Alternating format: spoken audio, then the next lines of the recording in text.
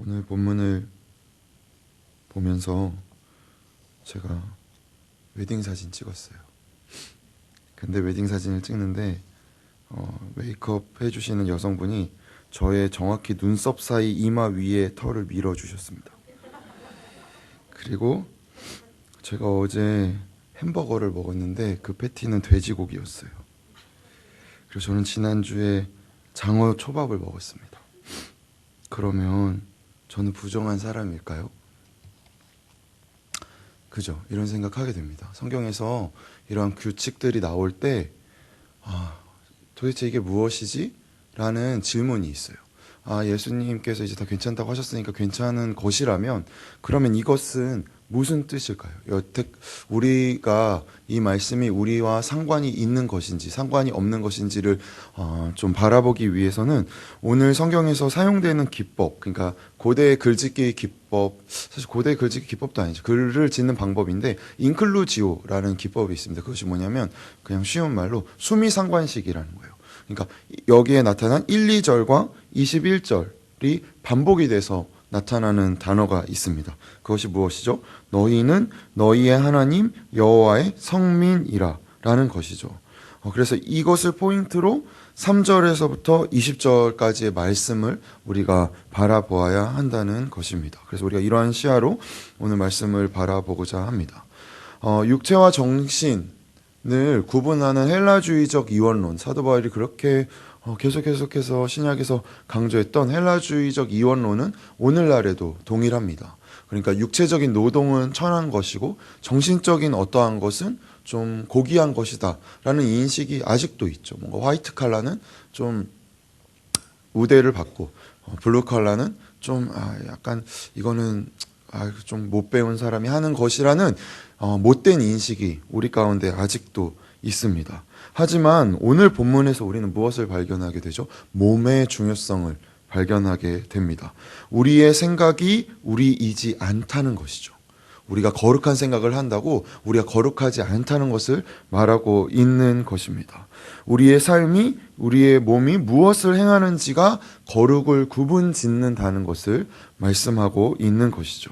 사실 오늘 본문의 14장뿐만 아니라 레위기 11장에서도 동물의 정, 부정 규례가 나옵니다. 정결한 짐승과 부정한 짐승의 구분이 무엇인지는 사실 명확하게 알 수는 없습니다. 왜냐하면 성경에 나와 있지 않기 때문이죠. 이거를 왜 구분짓는지. 그래서 저도 어렸을 적에 이런 말 많이 들었는데 여기에 나온 정한 짐승은 사람들 몸에 좋은 거고 여기에 나오는 부정한 짐승은 독이 많아서 사람들 몸에 안 좋은 거다 라는 설교를 옛날에 들은 적이 있는데 근데 성경에는 그렇게 나와 있지 않으니 이건 우리의 추측일 뿐인 것이죠.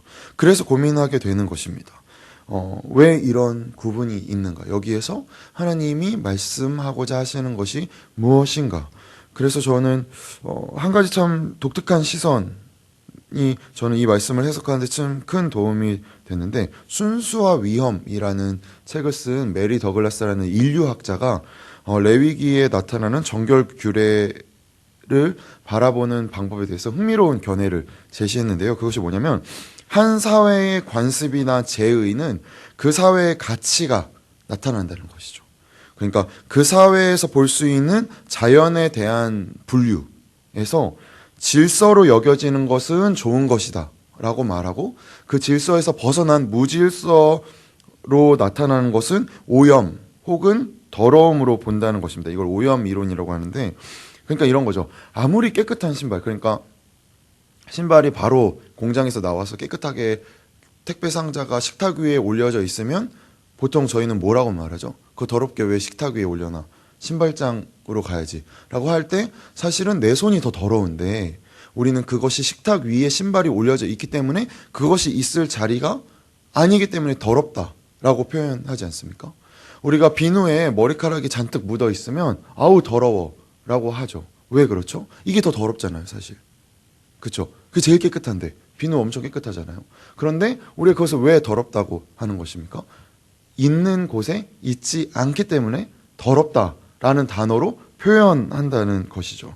그래서 이런 정, 부정을 통해 우리가 어떤 체제 안에, 어떠한 체계 안에 있는지를 확인시키는 것입니다. 그것을 보여주는 것이 바로 2절과 21절에서 쓰인 성민이라는 단어인 것이죠. 그래서 하나님께서 모든 사람 가운데서 택하여서 구별하신 이스라엘 백성과 그들이 먹을 수 있는 정한 짐승이 연결되는 것입니다. 이것은 마치 기드온과 300용사가 기드온과 함께할 이들을 위해 그들을 고르기 위해 물을 떠먹게 했지만 사실은 물을 떠먹는 행동이 중요했다기보다는 그저 어떤 한 무리를 구분짓기 위한 방법이었음을 우리가 떠올릴 수 있는 것과 마찬가지인 것이죠. 그래서 우리가 한번 생각해 보게 됩니다. 동물에 대한 정결 규례의 본질은 여호와의 부름을 받은 백성의 구별된 삶에 있다는 것이죠. 그래서 그것은 단순히 어떤 정신적인 영역에서 머무르는 것이 아니라 몸의 거룩함으로 표현된다는 것입니다. 거룩이 마음의 어떠한 마음가짐이나 단지 정신적인 것만을 말하고 있는 것이 아니라는 것이죠. 우리는 이를 사도행전 10장에서 베드로의 환상을 통해서 더 구체화됩니다. 베드로의 환상, 그 바구니 안에 들어있는 부정한 음식을 나오니까 베드로가 먹을 수 없다고 하는데 하나님 너 그거 먹어라 라고 말씀하시죠. 그 뜻이 무엇이었죠? 이방인과 이스라엘의 관계를 보여주시는 것이었죠. 이제 더 이상 선택된 이스라엘만의 것이 아니라 모든 만민을 위한 복음임을 하나님이 말씀하고 있는 것이었습니다. 그러니 다루어지는 것은 동물이었으나 초점은 이스라엘과 만민 사이의 관계였음을 우리는 알고 있죠. 그래서 모든 동물은 천하 만민의 것이지만 이스라엘에게는 정한 동물만 허락되었다는 것. 이것을 지킴으로써 이스라엘은 여호와의 거룩한 백성의 삶을 살게 된다는 것입니다. 그리고 이스라엘의 거룩한 삶은 결국 열방을 위한 하나님의 복을 이루는 통로가 된다는 것이죠. 그럼 우리도 적용하게 되죠. 우리도 이스라엘의 백성이지 않습니까? 우리도 우리의 주인이 여호와 하나님이시지 않습니까? 그럼 우리가 여호와 하나님의 규례를 따라서 사는 정결한 삶은 결국 이방 백성들, 믿지 않는 하나님의 형상들 가운데로 하나님의 복이 흘러가게 되는 통로의 규범이 되는 것이죠. 근데 그러고 보니 예수님도 마태복음 15장에서 이렇게 말씀하셨습니다. 마태복음 15장 11절에서 너무 우리 많이 들은 말씀이죠.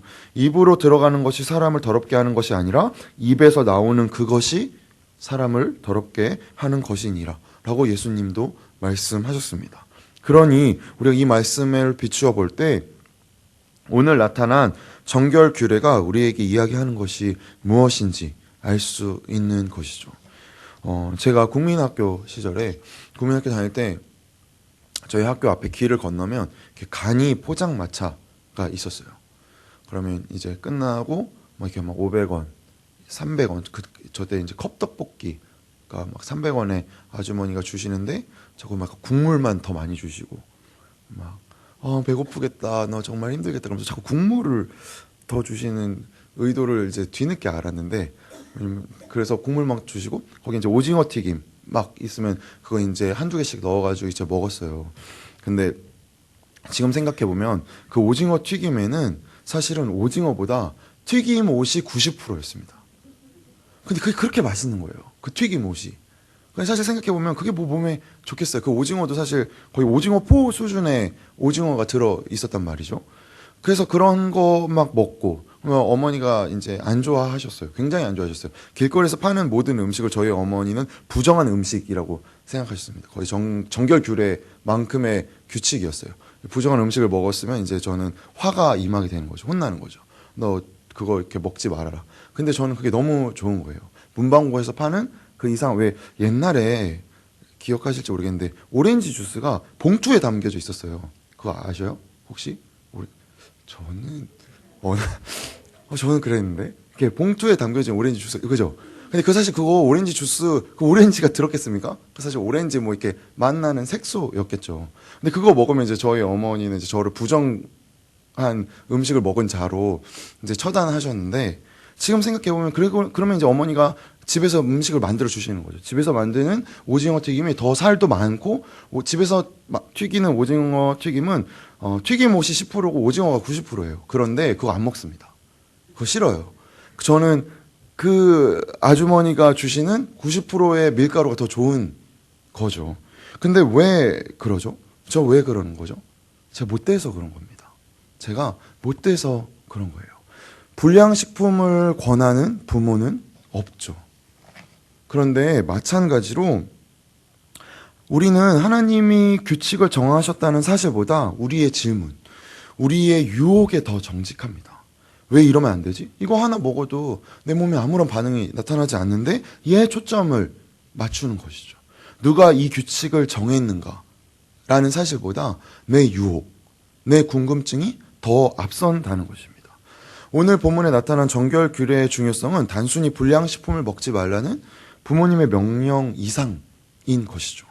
이것은 하나님께서 자신의 백성을 구분짓기 위해서 명하신 규례라는 사실. 우리가 익히 기억하던 창세기 3장에서 아담과 하와의 범죄의 근본이 무엇이었습니까? 하나님이 먹지 말라라고 하는 것을 먹은 것이었죠. 그런 단순히 먹고 먹지 않고의 문제가 아니라 하나님과의 관계에서 그분을 신뢰하는가 신뢰하지 않는가의 문제였음을 우리는 잘 알고 있습니다. 그렇기 때문에 선악과의 본질은 하나님의 명령에 순종하는 삶을 살 것인지, 인간 스스로 선악을 판단하는 존재가 될 것인지에 관한 문제였다는 것이죠. 그것이 본질이지 않습니까? 그렇게 오늘 본문에서 우리는 발견하게 됩니다. 하나님 앞에서 삼가고 조심하는 삶은 하나님께서 그 백성에게 구별되셨듯이 하나님의 백성으로 하나님께 구별된 삶이 정결 규례에서 요구되고 있다는 것이죠. 그래서 먹는 것에 매이는 삶이 아니라 하나님께 매이는 삶으로의 초대인 것입니다. 그래서 그러한 삶을 살도록 주신 것이 바로 이 정결 규례인 것이죠. 우리의 거룩은 그래서 단순히 우리의 마음가짐의 문제이지 않습니다. 우리의 몸인 것이죠. 내가 좋은 생각을 하고 그런데 나의 눈빛은 여전히 차갑고 내가 하나님 앞에 큐티도 하고 예배도 드리고 목장 모임도 하는데 내 이웃에게는 내가 이기적이라면 우리는 이 정결 규례에 합하지 않은 것입니다. 정결 규례는 마음으로 지키는 것이 아니니까요. 그래서 우리가 지키는 명령을 우리가 나타내는 자들입니다. 누구의 명령으로 살아가고 있는지를 우리는 우리의 삶으로 나타내는 것이죠. 우리의 삶이 그래서 이와 같기를 소망합니다. 우리의 구별된 생각으로 구별되는 것이 아니라 내 마음은 그런데 내 행동은 그렇지 못한 것을 넘어서는 우리의 눈빛과 우리의 손과 우리의 발이 이렇게 거룩하게 구별되어 나타나기를 소망합니다.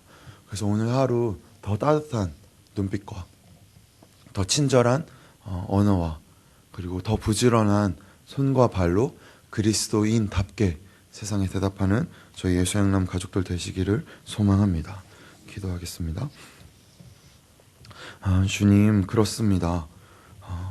우리에게 주어진 규칙들과 우리에게 주어진 질서들이 하나님께서 우리 가운데 너는 내 자녀이다. 너는 내 자녀이기 때문에 내 자녀답게 살아라고 말씀하신 그 말씀을 기억합니다. 그래서 주님 감사합니다. 우리가 우리의 아버지를 깨달아 우리 아버지의 자녀답게 살아갈 수 있음에 주님 감사합니다. 그러니 주님, 우리가 아버지의 자녀임을 알듯 우리가 이 세상 가운데서 살아가며 모두가 하나님의 형상임을 고백하고 그들을 그렇게 존귀하게 대하는 자들로서 살아갈 수 있도록 아버지 우리를 인도하여 주시옵소서. 그래서 우리가 마주하는 사람들에게 우리의 친절한 눈빛으로 우리가 따스한 언어로 그리고 주님의 손과 발로 그들을 대접하고 그들에게 다가가는 저희 예수양남 가족도 될 수 있도록 주님 인도하여 주시옵소서. 그렇게 이끌어 주시는 주님께 감사드리며 존귀하신 예수님의 이름으로 기도드렸습니다. 아멘. 주기도문으로 예배를 마칩니다. 하늘에 계신 우리 아버지여,